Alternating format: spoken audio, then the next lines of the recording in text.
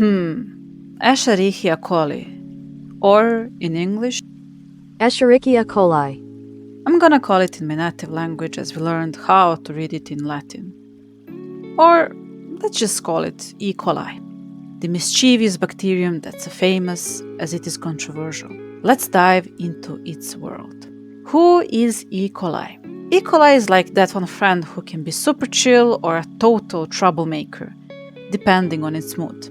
It's a type of bacteria that lives in your gut, doing a decent job of helping you digest food and keep your insides humming along. But it's also the same bacteria that can throw a wild, unpredictable party and cause all kinds of digestive mayhem when it gets the wrong idea.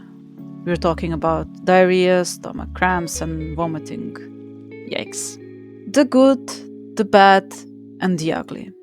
Like a plot twist in a bad action movie, E. coli has both a heroic side and a villainous one. The good. Some strains of E. coli are perfectly harmless and live peacefully in the intestines of humans and animals, happily munching on food particles. They're like the chill roommates who do their own thing without disturbing the peace. E. coli is also producing vitamin B2 and vitamin K involved in human cellular and bone metabolism, respectively. The bad. But then there are the bad boys, like E. coli O157H7, who throw all sorts of chaos into the mix. This strain is infamous for causing food poisoning outbreaks, producing Shiga toxin, often through undercooked meat or contaminated water. Imagine if a bacteria showed up at your barbecue, turned over the grill, and then promptly gave everyone food poisoning. Total party foul, huh? The ugly. Sometimes E. coli is so bad it can cause severe kidney damage. Hello, hemolytic uremic syndrome, and make you wish you'd never met it.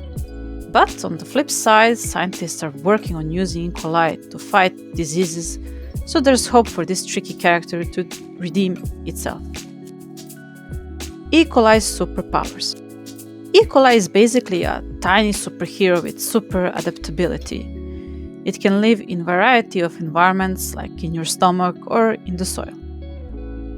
It's also got a snazzy flagellum, which is like a tail-like thing that helps it swim around like a mini fish in the ocean, except the ocean is your insides.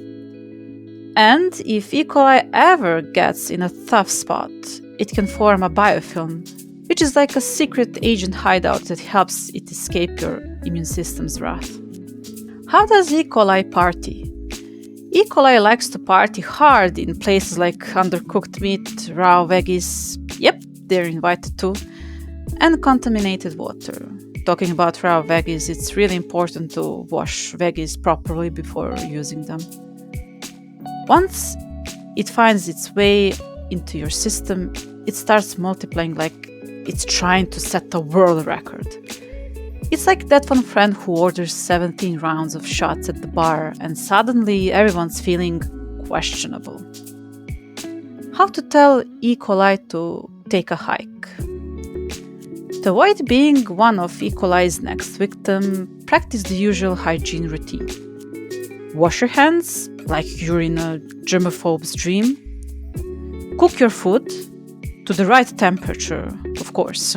Your burger doesn't need to be a rare delicacy when it's made of a ground beef. The most important, stay hydrated and don't drink sketchy water, unless you really want an exclusive VIP ticket to the E. coli experience.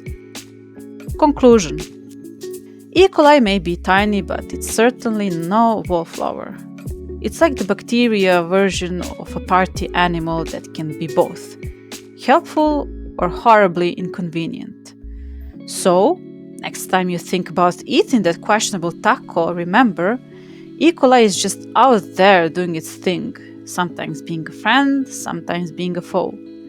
Keep your defenses up and you'll be just fine. And hey, if you really want to get into the science, don't forget to thank E. coli for helping scientists discover how cells work, which is kind of like thanking your chaotic friend for accidentally getting you into the coolest event ever, after they wrecked your favorite shirt.